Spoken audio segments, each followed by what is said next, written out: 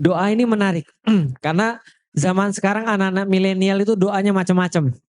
Ya Allah, jadikanlah dia jodohku ya Allah. Kalau dia bukan jodohku ya Allah, maka jadikanlah ya Allah. Kalau dia jodoh orang ya Allah, saya juga orang ya Allah. Aduh, itu kan ya. Itu minta tapi maksa gitu ya. Jadi kira-kira gitu. Nah, jadi boleh nggak kita mengatakan begitu? Doa apapun boleh. Maka doa yang terbaik adalah, ya Allah, kalau seandainya dia ini memang adalah jodohku yang bisa mendekatkan aku pada engkau, maka mudah-mudahan engkau mudahkan aku sama dia.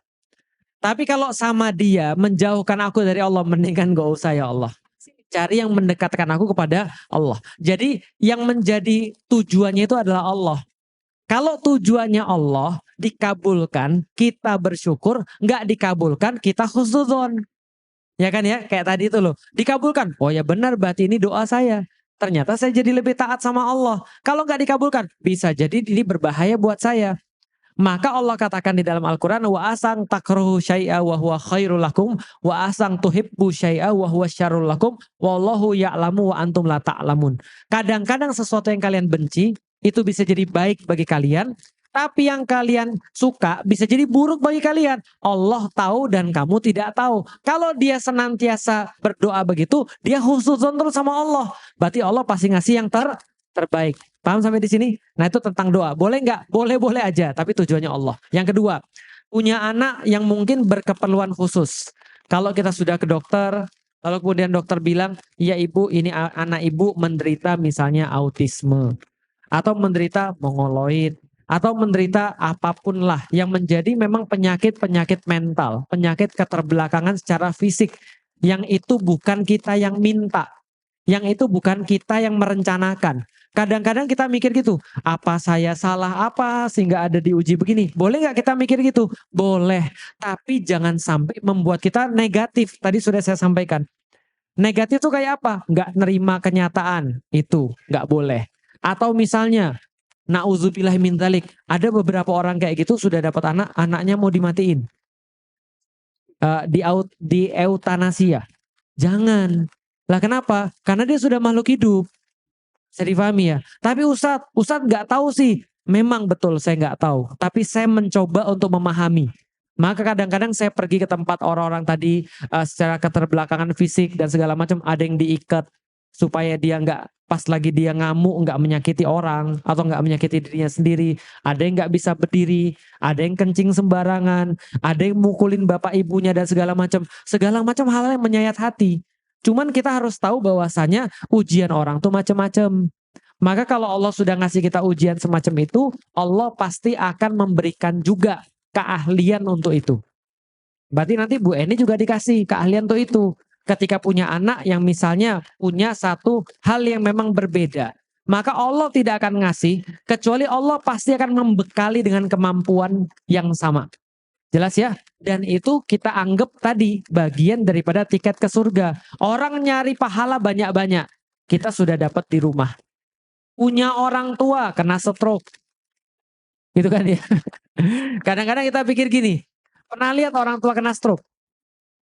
Itu kan kadang-kadang kalau stroke-nya masih oke ya nggak apa-apa. Tapi kalau stroke-nya sudah nyusahin.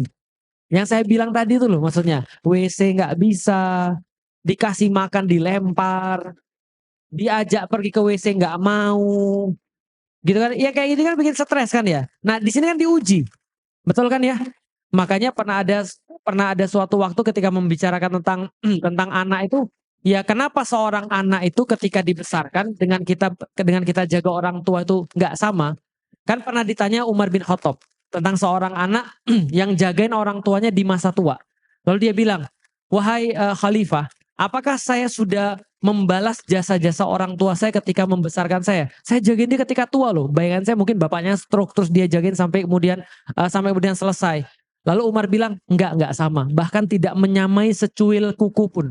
Kenapa? Karena Umar bilang, karena dulu orang tua pas jagain anaknya, dia pengen anaknya hidup. Sementara anak-anak jagain orang tuanya, pengen orang tuanya mati. Paham gak sih maksudnya? Karena melihat kondisi kayak gitu itu kan cobaannya berat sekali. Paham nggak Bapak Ibu sekalian? Nah tapi itulah namanya jalur pahala khusus tadi. Orang nyari di luar belum tentu dapat. Kita bersabar sudah pasti dapat surga. Bersabar sudah pasti dapat surga. Artinya kalau dalam hal seperti itu misalnya contoh, memang ada problem mental dan kemudian dia disuruh sholat susah dan sudah sebaik-baiknya kita minta. Sudah semaksimal mungkin kita kemudian lakukan. Itu sama aja kayak nyuruh orang stroke sholat. Paham ya? Paham gak kira-kira saya? Artinya ya kewajiban kita sudah di titik itu saja. Andaikan memang dia tidak melakukan bukan karena pilihan dia, Allah juga pasti paham. Makanya teman saya ketika saya ke teman saya yang bapaknya stroke itu, ya awalnya bapaknya masih bisa sholat. Lalu kemudian dituntun, sudah dituntun kadang-kadang sholat terus main. Ya udah mau gimana lagi? Ini kayak ngajak anak umur 5 tahun pergi ke masjid. Paham ya? Ada yang garuk-garuk gitu ya.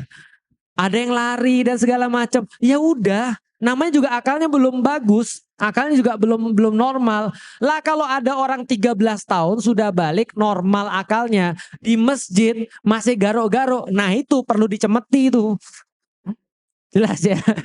Nah, karena akalnya jalan. Tapi kalau akalnya nggak normal ya udah tinggal bersabar. Nah, maka bersabar nyuruh sholat walaupun kemudian ya tetap kemudian tiba-tiba ngamuk, emosinya nggak stabil dan segala macam. Ya berusaha sebaik-baiknya. Maka yang kita lakukan tuh gini. Yang dimaksud dengan bimas tatotum adalah sampai batas kemampuan kita. Setelah batas kemampuan kita, itu sudah namanya selesai. Itu udah selesai. Tangan kita cuma 2, mata kita cuma 2. Mulut kita cuma 1. Terbatas atau tidak? Terbatas. Maka melakukan dalam batas keterbatasan kita itulah namanya takwa. Bimas tatotum, gitu ya.